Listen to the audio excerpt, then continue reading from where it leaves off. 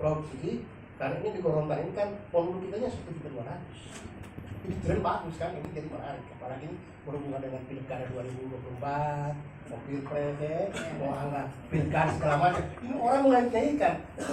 Senat ini independen semua, tidak ada intervensi apapun. Kami tunduk kepada kementerian. Jangan sampai kalau kementerian kan permen kita gunakan, karena senat ini bergerak di permen. Tidak ada tim sukses, tidak, pokoknya kami berpatokan di permen. Pak Puji itu juga pusing juga, kadang-kadang saya telepon tengah malam. Harus, karena apa? Sediakan semua dokumen-dokumen, karena kami takut diperiksa lagi kan, akan diperiksa. Teman-teman kan sudah baca semua berita-berita itu kan. Saya sudah sampaikan, Prof, mohon maaf, Prof.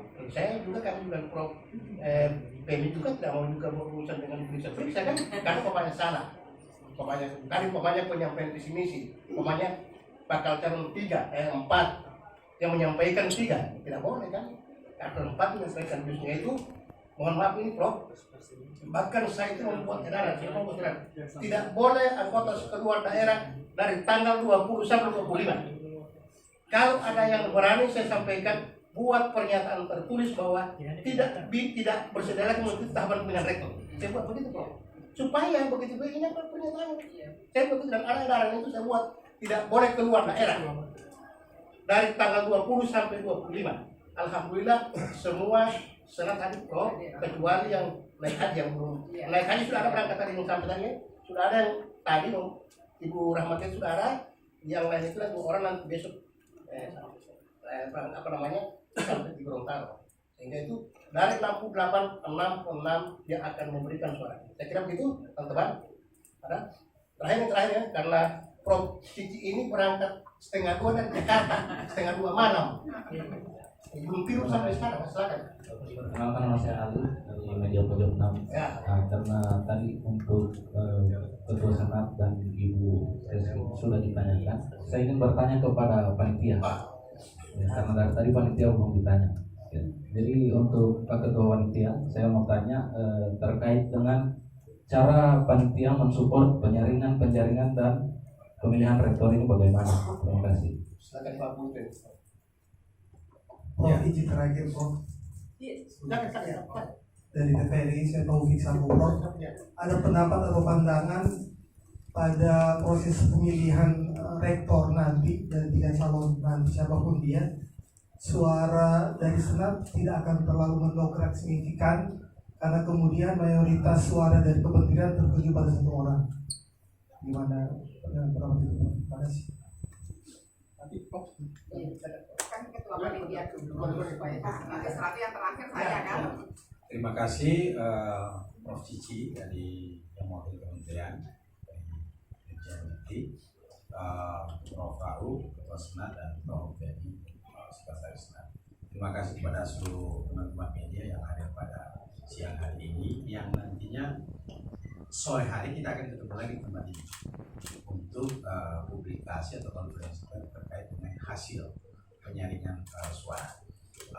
Sebagaimana yang ditanyakan tadi, kami selaku panitia itu dipercaya oleh Senat Universitas untuk bisa membantu secara teknis dan operasional dalam pelaksanaan dari awal ya, sosialisasi pendaftaran ya, lalu kemudian pendaftaran itu sendiri, lalu verifikasi berkas, lalu kemudian kami menyampaikan kepada Senat dan Kementerian tentang hasil verifikasi berkas yang awalnya itu mendaftar 7 orang, lalu kemudian 5 orang itu tidak memenuhi syarat. Dari yang tidak memenuhi syarat itu diberi perpanjangan waktu 2 orang yang memenuhi berkas, sedangkan 3 itu tidak memenuhi. Setelah itu dari dokumen administrasi itu kan disampaikan ke kementerian sehingga ditetapkanlah jadwal pada 25 Juli hari ini di tanggal 20 sebelumnya itu pada rapat Senat menetapkan 4 calon karena salah satu harus 4, lalu kemudian pada hari ini dilakukan pelaksanaan penyampaian visi misi tentang program serta penyaringan. Kami panitia itu dalam rangka membantu secara teknis pelaksanaan dalam pengumpulan berkas, dalam kemudian pendaftaran, verifikasi, hingga kemudian acara pada hari ini terlaksana. Untuk berikut pada saat nanti dari 3 ke 1 itu kami menunggu arahan dari Kementerian soal waktu dan teknis pelaksanaan. Walaupun teknis pelaksanaan sudah ada di Permen, kami tidak urus kepada Permen yang ada yang selama ini itu diikuti atau menjadi pedoman di seluruh Indonesia. Demikian dijelaskan. Terima kasih. Jadi terkait dengan proses pemilihan yang juga menjadi satu, memang suara menteri itu 35%.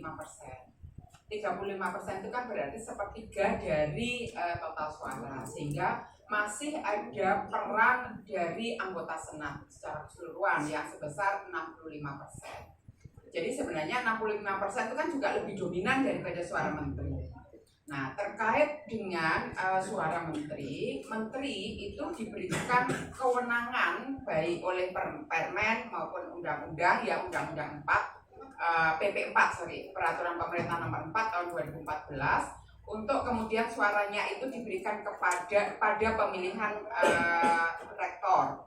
Nah, suara itu karena ini diberikan kewenangan kepada menteri boleh memberikan suaranya itu utuh pada 1 orang, ataukah mau dibagi menjadi 2 orang, ataukah mau dibagi rata menjadi 3 orang. Itu adalah kewenangan yang ada di kementerian. Jadi tidak harus kepada 1 orang, atau juga tidak harus dibagi rata, dan tidak harus kemudian bahkan menteri pun apabila memang dipandang perlu, menteri boleh juga melakukan misalnya absen, tidak memilih misalnya. Tetapi selama ini pengalaman karena menteri punya juga kepentingan untuk bisa mengawal perjalanan proses penyelenggaraan pendidikan yang ada di perguruan tinggi, tentunya menteri pasti akan memberikan atau menyalurkan suaranya kepada para calon rektor yang ada. Saya kira itu. Saya kira Bapak Ibu sekalian, teman-teman pers, saya kira terima kasih Prof. Teman-teman pers, nanti kita jam berapa pun di sini infokan lagi ya ke teman-teman pers itu media untuk memperoleh 3. Terima kasih. Assalamualaikum warahmatullahi wabarakatuh.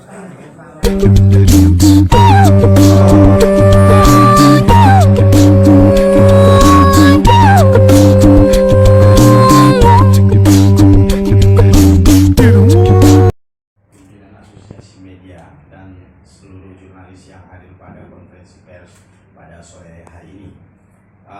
Izinkan kami mengumumkan hasil dari penyaringan bakal calon rektor Universitas Negeri Gorontalo periode 2023-2027. Nanti Ketua Senat yang akan mengumumkan secara detail. Kalau misalnya ada pertanyaan-pertanyaan dari teman-teman media bisa diajukan. Kami persilakan kepada Ketua Senat. Terima kasih.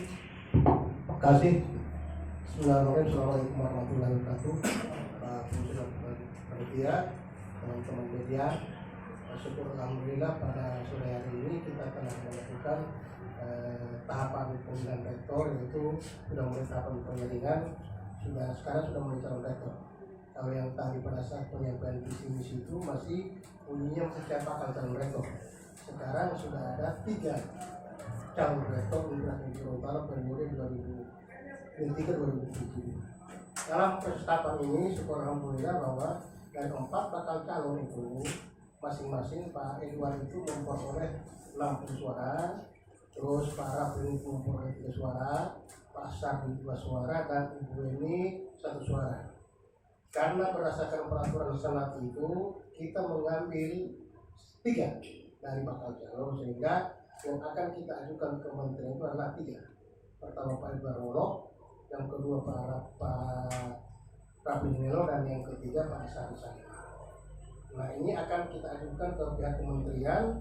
Kita akan menyampaikan bersama dengan visi misi dan program kerja yang mereka telah sampaikan tadi untuk dilakukan pendalaman dan penajaman oleh pihak kementerian.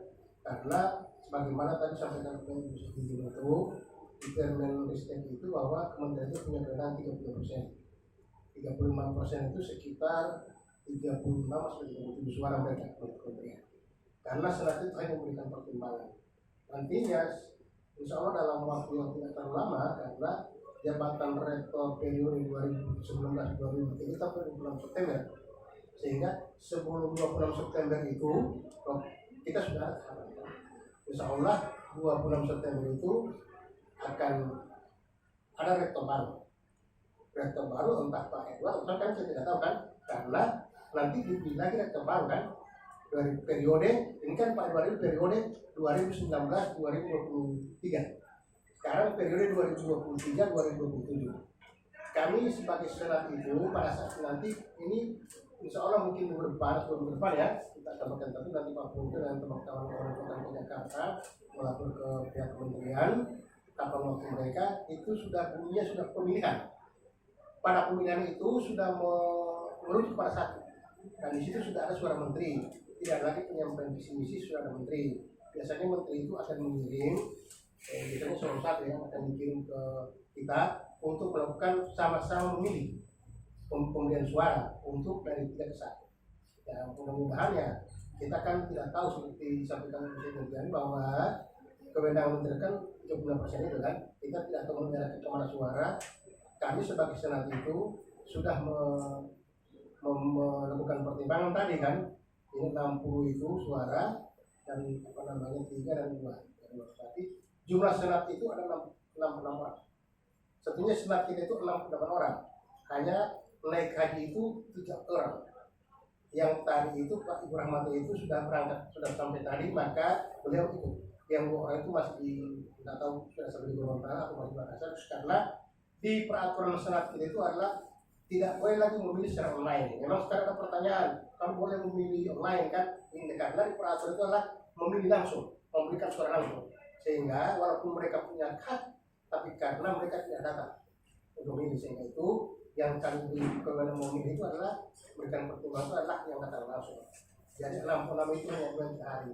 Syukur alhamdulillah tadi dari 66 suara itu tidak ada yang abstain, tidak ada yang cacat, karena memang mekanismenya itu dan persyaratan itulah kami buat dalam peraturan senat, dan itu kita selalu sosialisasi ke teman-teman senat.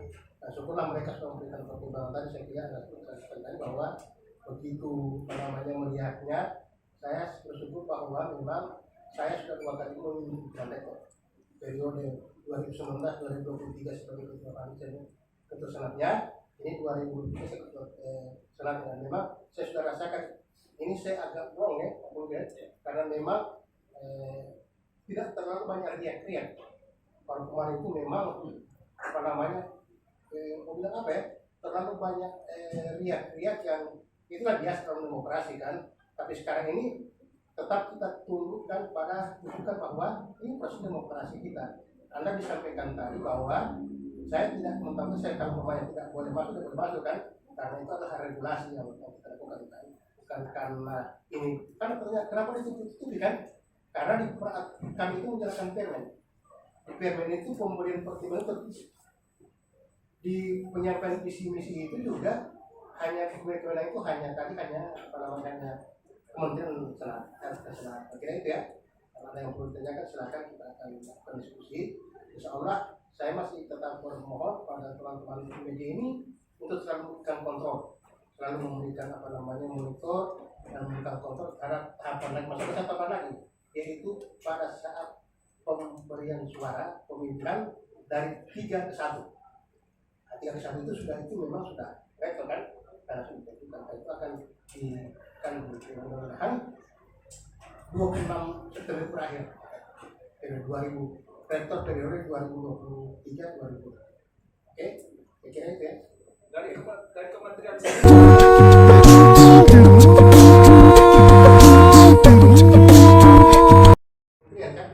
Karena yang diutus itu eselon 1.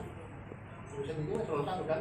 Karena mereka juga banyak juga perguruan tinggi yang pemilihan rektor juga kan, dan tergantung pada kewenangannya. Tapi saya yakin bahwa kementerian itu tidak akan molor mempesan tentang berkenaan September itu karena mereka sudah ada SOP-nya kan, bahwa masing-masing rektor di seluruh Indonesia itu kan dokumen itu sudah ada berakhir tanggal sekian kan, dan itu di Permen itu mengisyaratkan, memerintahkan bahwa 5 bulan sebelum jabatan rektor itu sudah dilakukan tahapan penjaringan dan pemilihan rektor berikutnya.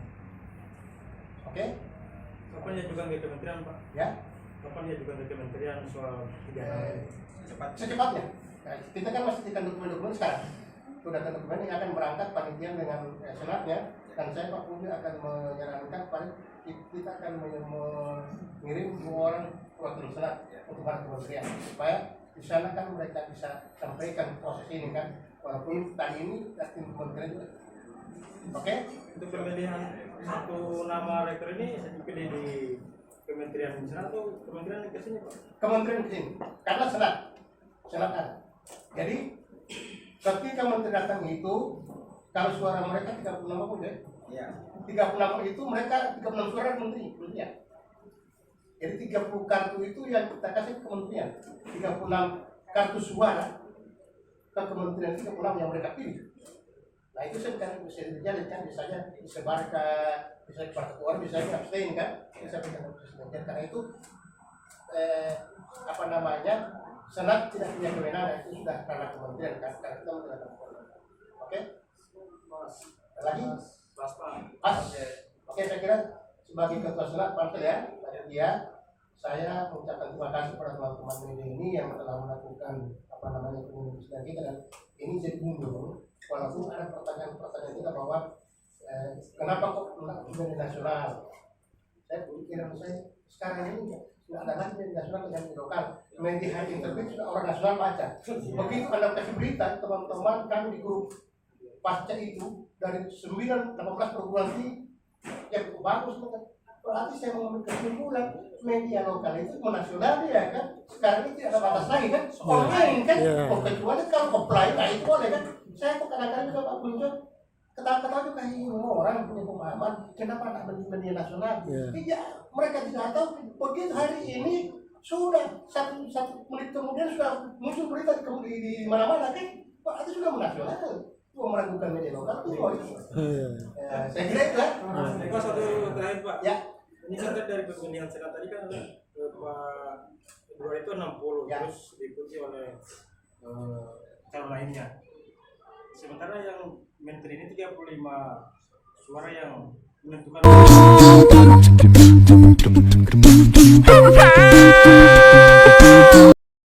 tahu kan? Atau ke calon yang lain kan? Pokoknya calon 3 itu, tapi tidak ada 3 itu. Nah, kita kan tidak bisa saja menteri abstain kan tadi sampaikan kan? Itu kewenangannya kan. Kami tidak bisa memutuskan. Kalau senat ya, secara pribadi masing-masing, dan memang tadi tidak ada yang diarah kemana-mana kan, karena memang sudah seperti itu. Biasanya ketika menteri datang, biasanya tidak abstain. Lagi? Saya pas Pak. Oke. Mas ya? Terima kasih. Warahmatullahi wabarakatuh. Kopi dulu. Cok.